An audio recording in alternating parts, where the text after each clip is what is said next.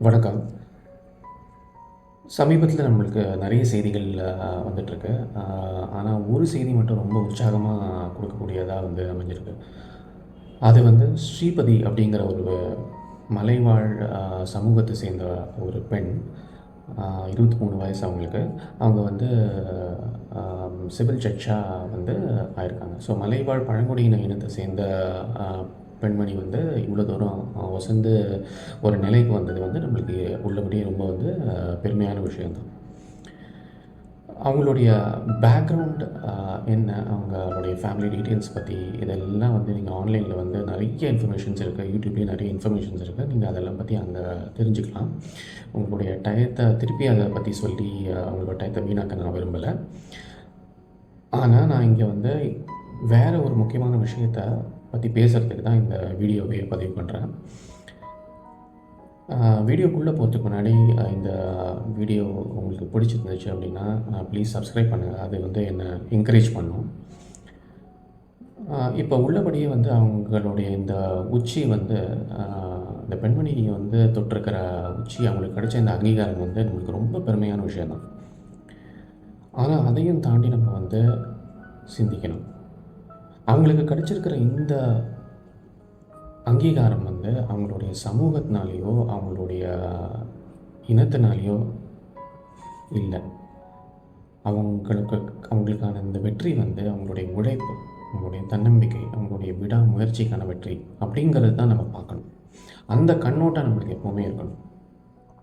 எல்லா செய்திகள்லயும் சரி, எல்லா ஊடகங்கள்லயும் சரி, இல்ல யூடியூப்ல கூட எக்கச்சக்க வீடியோஸ்ல அவங்க ஒரு பழங்குடியின பெண், அவங்க மலைவாழ் சமூகத்தை சேர்ந்தவங்க, இத தான் முன்னிறுத்தி சொல்றாங்களே தவிர, அவங்களுடைய வெற்றிக்கான முதல் காரணமா இருக்கிற அவங்களுடைய விடாமுயற்சியும், அவங்களுடைய தன்னம்பிக்கையும், அவங்களுடைய உழைப்பையும், அவங்க கல்வி மேல இருக்கிற அவங்களுடைய நம்பிக்கையும் பத்தி யாருமே பேச மாட்டேங்கிறாங்க.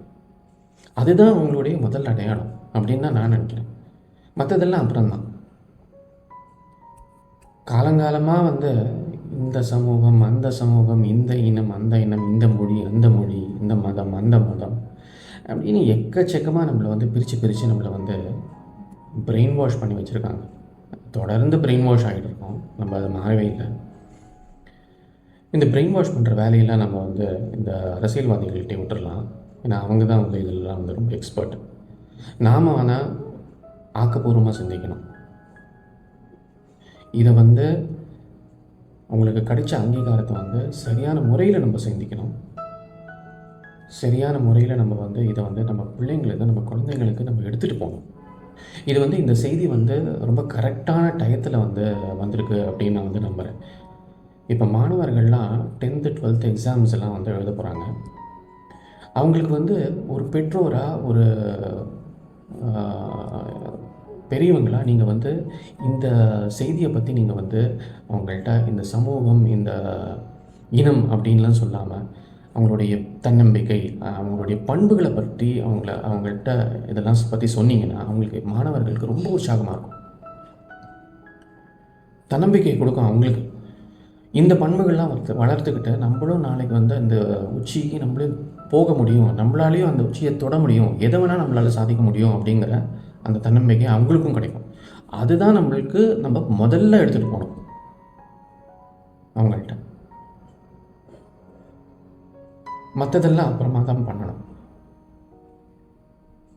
ஸோ இந்த நான் சொல்ற விஷயத்துல உங்களுக்கு உடன்பாடு இருக்கும் அப்படின்னு நான் நம்புறேன். நீதித்துறையில இருக்கிற நம்பிக்கை தான் மனுஷனுக்கு கடைசி நம்பிக்கையா இருக்கு. எல்லாமே கைவிட்ட பிறகு நம்ம நீதிய தான் நீதித்துறைய தான் மலை போல நம்பியிருக்கோம். அந்த நீதித்துறைய எவ்வளவு தூரம் கேவலமா ஆக்க முடியுமோ, அவ்வளோ தூரம் கேவலமா தான் அந்த அரசியல்வாதிகள்லாம் தன்னுடைய சுயநலனுக்காக ஆக்கிட்டு இருக்காங்க. நம்மளே தினம் அன்றாடம் இந்த செய்திகள்லாம் பார்க்குறோம். நீதிபதி ஆனந்த் வெங்கடேஷ் அப்படின்ட்டு ஒரு நீதிபதியுடைய நேர்மை, அவங்கள அரசியல்வாதிகள எல்லாத்தையும் கண்ணுக்குள்ள விரல விட்டு ஆட்டுறது. எந்த பண்புகள வச்சு ஸ்ரீபதி அவங்க வாழ்க்கை பயணத்த மேற்கொண்டு இவ்வளோ உச்சிக்கு தொட்டிருக்காங்களோ, அதே பண்புகள வச்சு இந்த நீதித்துறையிலயும் சாதிக்கணும், கண்டிப்பாக சாதிப்பாங்க அப்படின்னு நான் வாழ்த்துறேன். வாழ்த்துக்கள். நீதிபதி ஸ்ரீபதி.